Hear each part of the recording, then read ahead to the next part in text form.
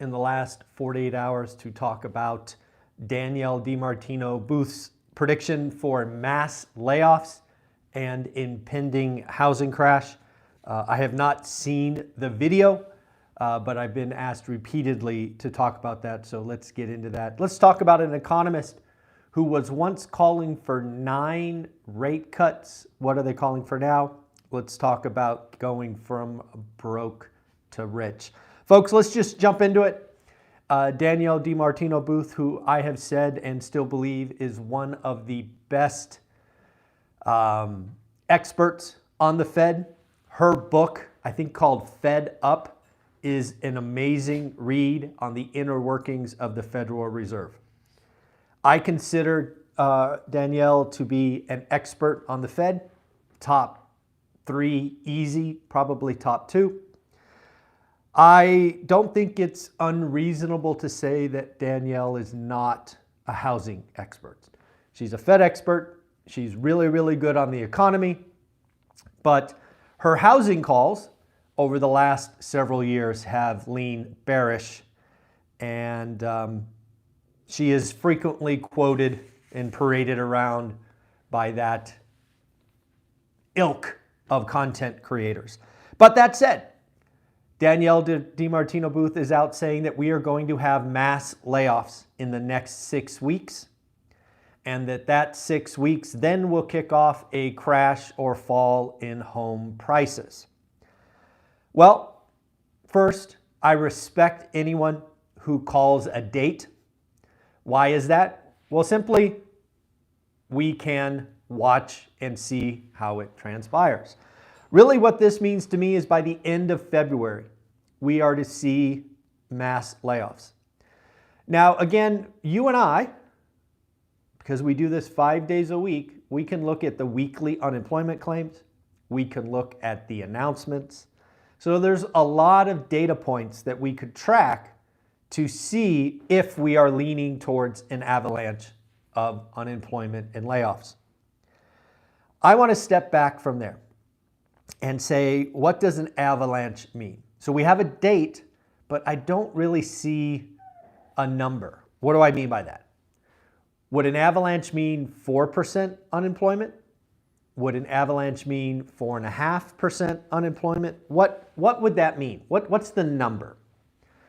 To me, as I've said for about a year now, we need to see weekly unemployment claims above 300,000.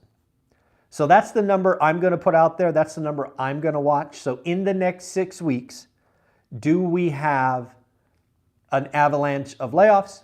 And I will be looking for the weekly jobless claims. So that's that.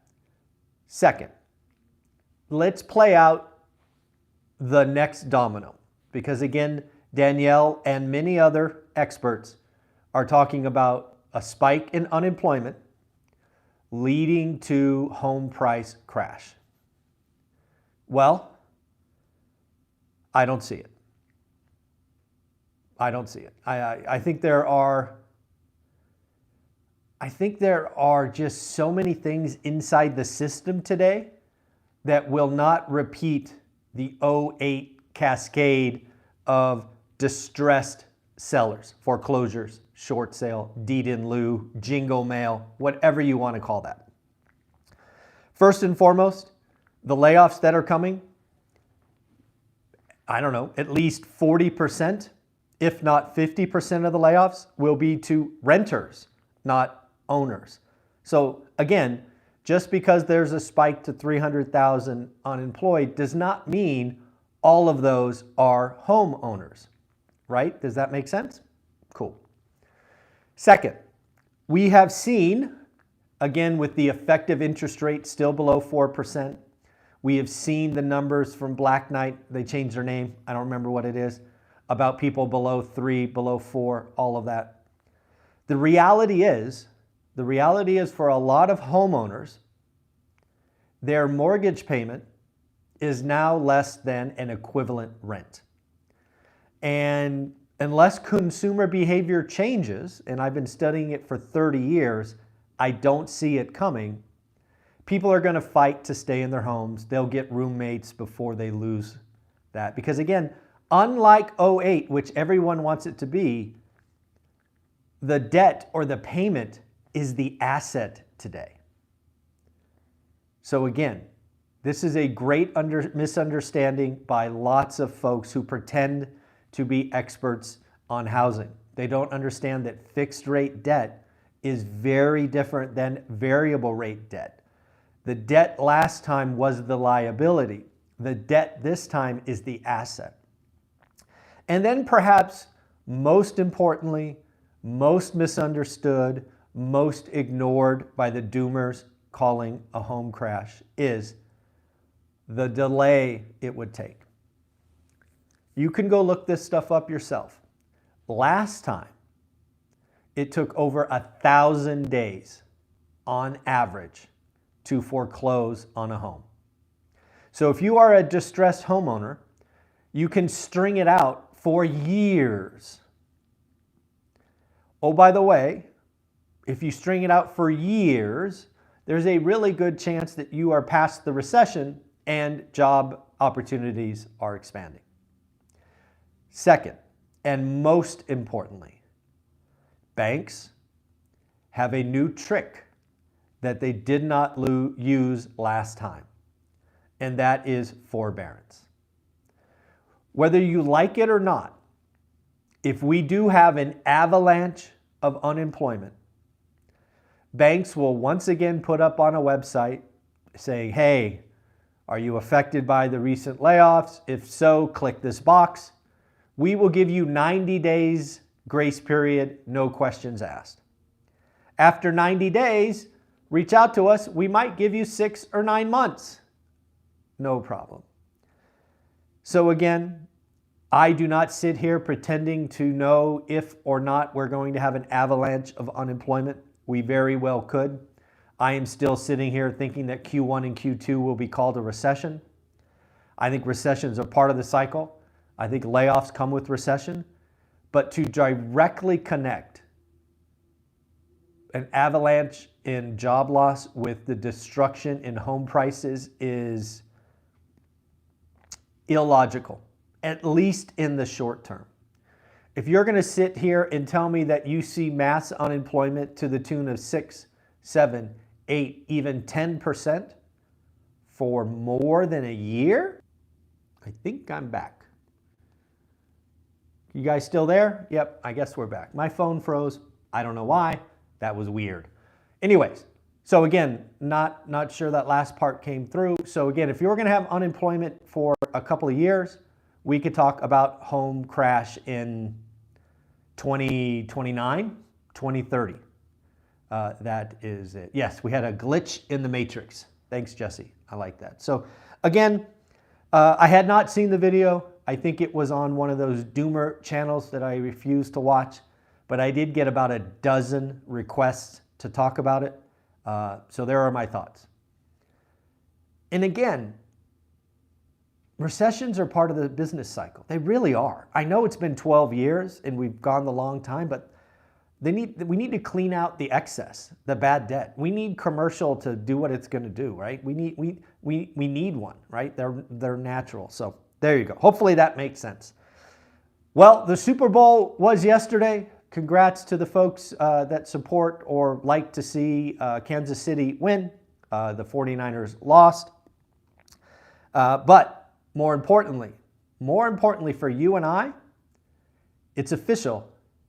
The spring selling season has started. Yes, folks. Traditionally speaking, the day after the Super Bowl is the launch of spring selling season.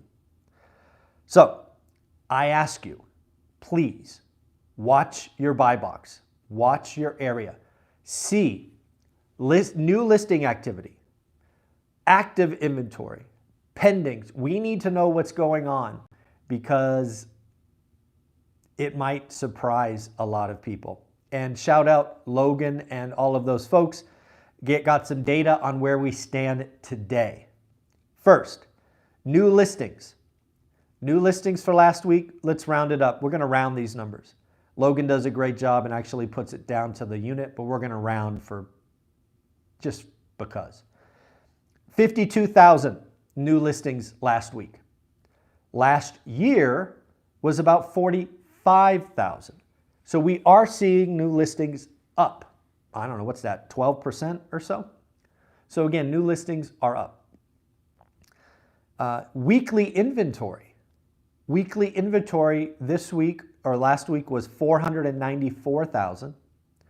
Last year was 444,000. So roughly speaking, 10, 11% higher. Price cuts. First off, did you know at any given time, the average is about 33%. About 33% of listings have a price drop. Today, the last week's number was 30.1. So we are below average. And more importantly, unlike active inventory and unlike new listings, which are up year on year, we are actually down with price cuts, which makes sense. Last January and February, it was slow, and we were just coming out, eventually launching into a pretty busy spring selling season.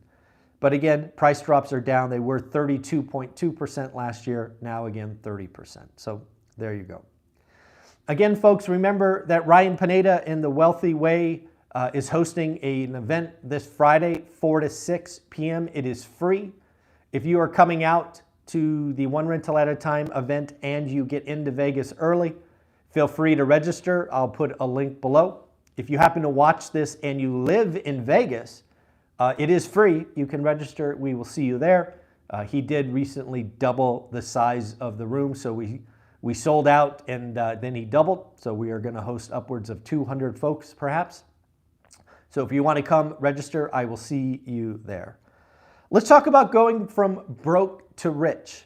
I saw Cody Sanchez put out a video with that title, which I will watch later today. But I thought about my own steps of going from broke, and again, broke being no money in the bank, not saving anything, keeping up with the Joneses, my 30-year-old self. These were my 4 steps. 1, we did an audit of our spending. We looked at the last 90 days and we said, was this a need or a want? It took time. It was interesting to go through what you were spending money on, because I had never done that before. Number 2, I focused on making more money. I happen to have a commission job. I happen to look for other opportunities to grow my influence, grow my skill set. I tried to make more money. Number 3, while I was stacking paper, right, discretionary income, while income was going up and spending was going down, I was learning real estate. So we were saving every paycheck, but I was learning real estate. I had a buy box. I was looking at it. In the beginning, we were looking in the Bay Area, and then we went to Fresno. So this was a building process, right? We were still saving and tucking away, but we were learning real estate on the side, at the same time. And then the last thing for me, going from broke to rich, was time. It's really time and consistency. I was doing the same thing for the better part of a decade. I never said I deserve. I never went and did a crazy want, a trip, a car. We just kept chugging away one day at a time, building discretionary income, putting it down on assets, and continuing the process. So those are my 4 steps. I'm not sure what Cody will have to say, but I will watch that later. So I don't know if you watched my goals video yesterday. It was a train wreck of a week. Didn't run. I was sick, so I didn't do my steps. And we did not sell any courses last week. So I want to try something that I've never done. If you've ever thought about buying the course, How to Get Started One Rental at a Time, it is $3.99. Historically, I have given upwards of $100 in free goodies. What I want to do for you today is, if you buy it, you can either get $100 in free goodies, like the 10-week boot camp or something like that, or I will give you the recording of our 2-day event. That 2-day event is going to be priced above $100. So if you buy the course and you tell me you want that, as soon as the video is created, I will give you access to that as well. So giving away value, we are doing what we can. We'll see. And then if you do buy the course, don't forget to go out and join the private Facebook group. We are trying to get that group over 2,000. So hopefully that makes sense. Again, last week was horrible. If you want to see me own that, you can. I think it's important to tell you the good and the bad.